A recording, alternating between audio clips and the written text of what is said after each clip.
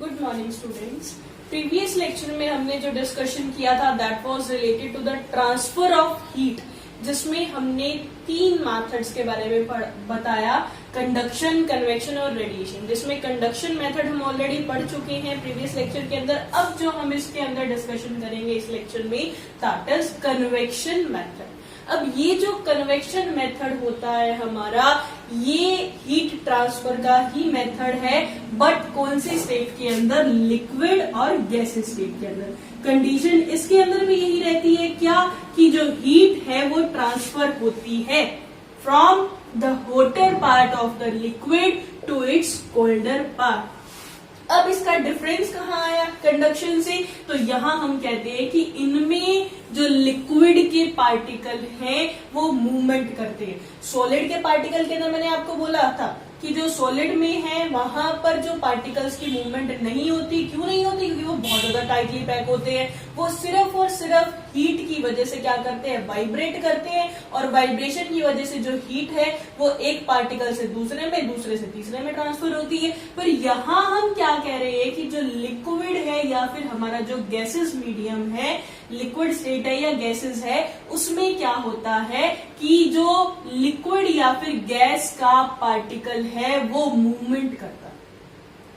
और यही डिफरेंस है कंडक्शन और कन्वेक्शन मेथड के अंदर कि कन्वेक्शन मेथड में क्या होती है? हीट ट्रांसफर होती है from the hotter part of a liquid to its colder part by the movement of liquid itself. अब ये चाहे लिक्विड कोई भी हो, हमारा पानी है, मिल्क है, कोई भी लिक्विड अगर हम लेके चले, उसके अंदर जो हीट ट्रांसफर होती है that is transferred by the method named as convection. अब हम इसको डिटेल में स्टडी करेंगे कि कैसे जो हमारा मोस्ट कॉमन लिक्विड है जिसे हम बोलते हैं वाटर, और जो मोस्ट कॉमन हमारा गैसियस एलिमेंट है दैट इज एयर, इसके अंदर किस तरीके से जो हीट ट्रांसफर होती है bye the method of convection. So we will discuss it now one by one, how a convection helps in the transfer of heat in water and how convection helps in the transfer of heat in air. अभी हमने जो last discussion किया था, क्या कहा था कि जो वाटर होता है वो क्या होता है? पुअर कंडक्टर होता है। अब पुअर कंडक्टर हम यहाँ बोल रहे हैं तो किस बेसिस पर बोल रहे हैं? क्योंकि ये हीट को कंडक्ट नहीं करता, ये हीट को क्या करता है? कन्वेक्ट करता है। मतलब अगर हम बात करें वाटर की, तो वाटर क्या होता है? वाटर होता है गुड कन्वेक्टर। क्यों? क्योंकि जो वाटर है वो क्या है? हमारी लिक्विड स्टेट के अंदर एग्जिस्ट करता है, जिसके अंदर जो पार्टिकल्स होते हैं वो क्या होते हैं? लूजली पैक्ड होते हैं। लूजली पैक्ड होने की वजह से क्या होता है? जो हीट है वो कंडक्शन मेथड से ट्रांसफर ना होकर कौन से मेथड से ट्रांसफर होती है? कन्वेक्शन मेथड से ट्रांसफर होती है। इस वजह से हम वाटर को क्या बोलते हैं? हम वाटर को कहते हैं that it is a good convector, not a good conductor, we say it as a good convector of heat. अब हम बात करते हैं कि किस तरीके से कन्वेक्शन के थ्रू जो हीट है वो लिक्विड के अंदर ट्रांसफर होती है। अब पानी में जो हीट ट्रांसफर होती है वो किस मेथड से होती है? कन्वेक्शन मेथड से होती है। अब कन्वेक्शन मेथड के अंदर एक्चुअली क्या होता है?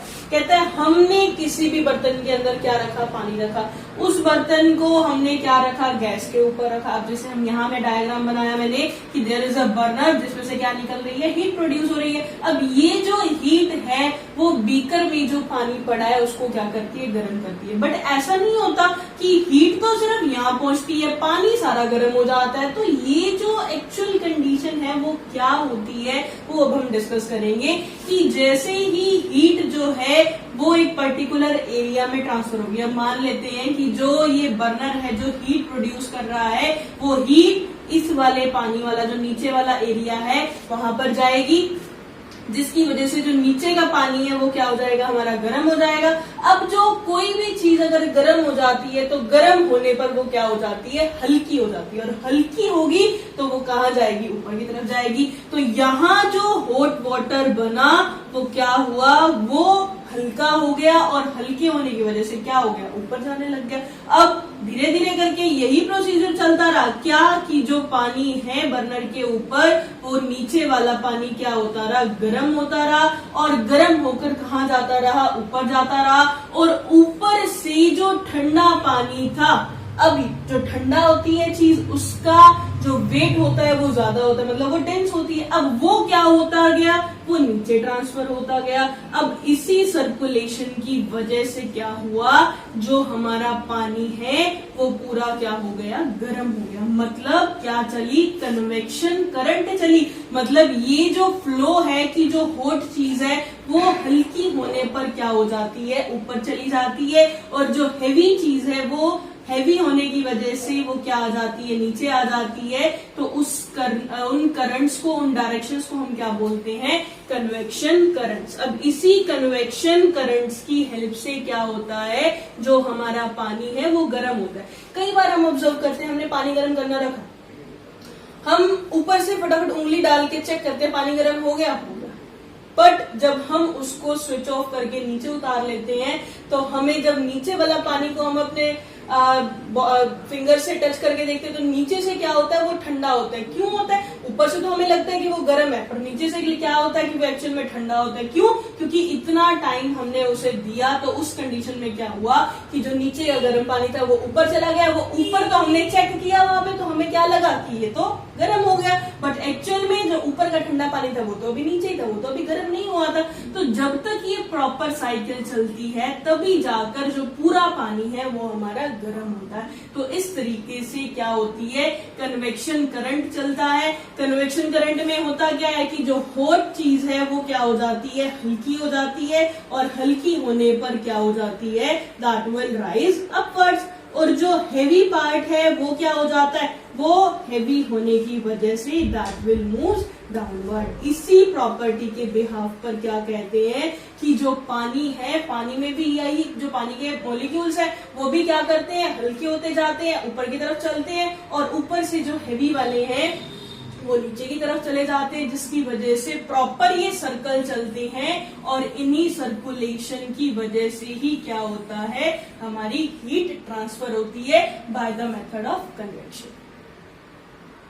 अब हम बात करते हैं कन्वेक्शन इन एयर। जैसे हमारा वाटर था वो क्या था, गुड कन्वेक्टर था, वैसे ही जो एयर भी होती है वो भी क्या होती है, कन्वेक्टर होती है।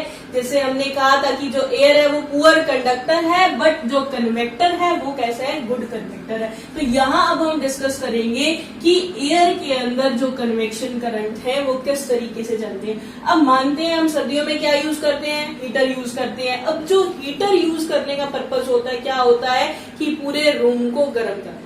अब हीटर तो एक जगह चलता है, कमरा सारा गर्म हो जाता है, उसके पीछे का जो लॉजिक है वो क्या है, वो हम डिस्कस कर रहे हैं कि हमने क्या किया, रूम हीटर को रूम के एक कॉर्नर के अंदर रखा, नीचे रखा। अब रूम हीटर जैसे ही चला, इसने क्या की, हीट प्रोड्यूस की। हीट प्रोड्यूस हुई तो जो एयर इस रूम हीटर के कांटेक्ट में थी, जो उसके बिल्कुल पास थी, वो क्या होती चली गई, गर्म होती चली गई। गर्म हुई तो धीरे धीरे क्या हुई, हल्की हुई।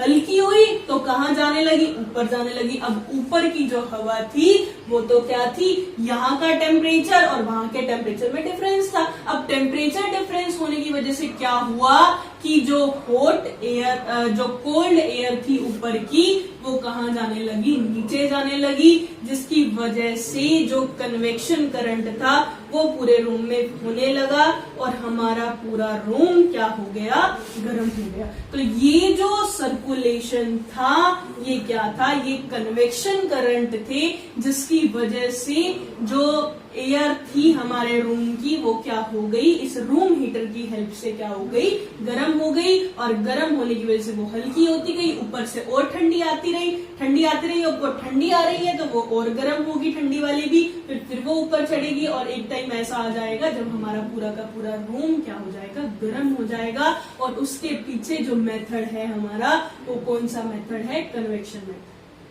बात करते हैं एसी की। जो अब हम घरों में एसी लगाते हैं वो ऊपर की तरफ लगाते हैं। ऐसा क्यों करते हैं हम, ताकि हमारा रूम ठंडा हो। एसी लगाने का तो मेन मोटिव हमारा यही होता है कि हमारा जो रूम है वो क्या होना चाहिए, ठंडा होना चाहिए। उसमें से जो गर्म जो गर्मी है वो हमारे रूम से बाहर चली जाए। अब इसके लिए हम क्या करते हैं, जो एसी है वो क्या लगाते हैं, हम ऊपर की तरफ लगाते हैं। एसी क्या करता है, जो ऊपर की एयर थी उसको क्या करता है, ठंडा करता है। अब ऊपर की एयर ठंडी होगी तो ये कहाँ जाएगी, नीचे की तरफ जाएगी। अब नीचे की तरफ जाएगी तो यहाँ की जो हॉट एयर है वो कंपैरिजन की वजह से क्या हो जाएगी, वो ऊपर की तरफ जाएंगी और धीरे धीरे हमारा जो रूम है वो क्या हो जाएगा, इन्हीं कन्वेक्शन करंट की वजह से क्या होता चला जाएगा, ठंडा होता चला जाएगा। मतलब एसी का काम क्या है, रूम को ठंडा करना। तो रूम ठंडा कैसे हो रहा है कि जो एसी के साथ डायरेक्टली कॉन्टेक्ट में ऊपर वाली एयर थी वो ठंडी हो जाएगी, ठंडी होने पर वो हैवी हो जाएगी, हैवी होने की वजह से वो नीचे की तरफ शिफ्ट करेगी और नीचे जो गर्म एयर है वो अब as compare to this air वो क्या होगी, हल्की होगी। तो हल्की होने की वजह से वो ऊपर जाएगी, ऊपर जाएगी, ऊपर जाकर वो भी ठंडी होगी। तो कॉन्टिन्यूसली ये सर्कुलेशन चलेगी जिसकी वजह से हमारा जो रूम है वो ठंडा हो जाएगा। और यहाँ भी हम क्या कह रहे हैं कि ये जो रूम ठंडा होने का कंसेप्ट है इसमें भी कौन सा मेथड हमारा यूज होता है, दैट इज कन्वेक्शन मेथड। अभी हमने कन्वेक्शन करंट के बारे में डिस्कशन किया, तो एक और लॉजिकल चीज बताती हूँ कि ये जो कन्वेक्शन करंट है ये हमारे नेचर के अंदर भी होते हैं, जिसकी वजह से जो कोस्टल एरियाज होते हैं वहां का जो मौसम है वो गर्मी सर्दी एक सा रहता है। तो उसके पीछे का भी जो रीजन है वो क्या होता है, that is due to the convection current. अब हम ये कहते हैं कि जो कोस्टल एरियाज होते हैं वहां का टेम्परेचर, वहां कभी भी बारिश आ जाती है और वहां कभी ज्यादा ना तो गर्मी पड़ती है ना ज्यादा ठंड पड़ती है, तो उसके पीछे का रीजन होता है कन्वेक्शन। अब हम डिस्कस करते हैं कि कैसे वहां कन्वेक्शन की हेल्प से क्या होती है, ब्रीज चलती है और ये किस तरीके से काम करती है। तो सबसे पहले हम बात स्टार्ट करते हैं सी ब्रीज से। अब ब्रीज होती है दैट इज जेंटल विंड, बड़ी अच्छी सी ठंडी ठंडी सी हवा। अब उसके पीछे का रीजन क्या आता है कि कोस्टल एरियाज में ड्यूरिंग डे टाइम सन की हीट की वजह से लैंड जो है वो सॉलिड है, तो सॉलिड पार्ट क्या हो जाता है, ज्यादा जल्दी गर्म हो जाता है, जबकि जो वाटर है हमारी लिक्विड शेप के अंदर है और जो लिक्विड है वो सन की हीट की वजह से क्या रहते हैं, इतनी जल्दी गर्म नहीं होते।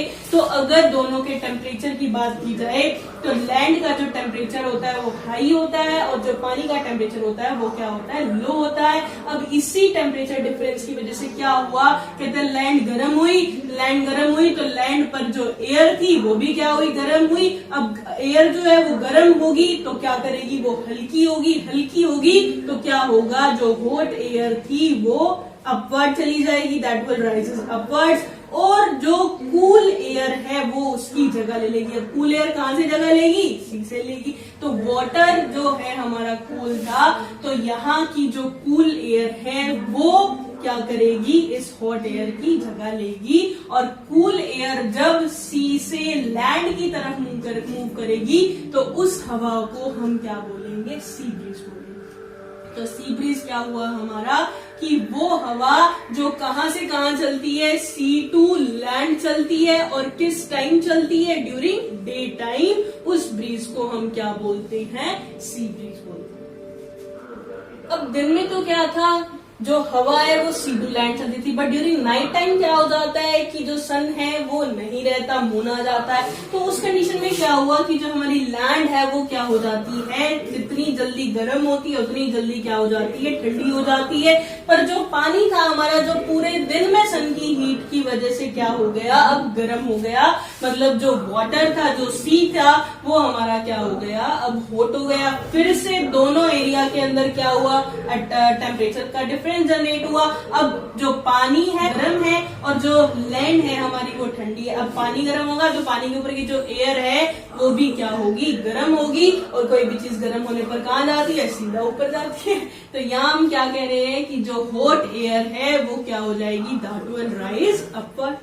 अब हॉट एयर अपवर्ड जाएगी तो इस एयर की जगह लेने के लिए कूल एयर आएगी। तो कूल एयर कहां से आएगी, लैंड से आएगी। तो लैंड से जब सी की तरफ हवा चलती है ड्यूरिंग नाइट टाइम, उसे हम क्या बोलते हैं, लैंड ब्रीज बोलते हैं। तो लैंड ब्रीज क्या हुआ हमारा, the breeze which flow from land to sea during night time, that is called as land breeze. तो ये हमारा क्या हुआ, ये हमारा जो कन्वेक्शन का टॉपिक है यहाँ कंप्लीट हुआ। अब जो नेक्स्ट पार्ट हमारा रह गया रेडिएशन, वो हम नेक्स्ट वीडियो के अंदर कंटिन्यू करेंगे।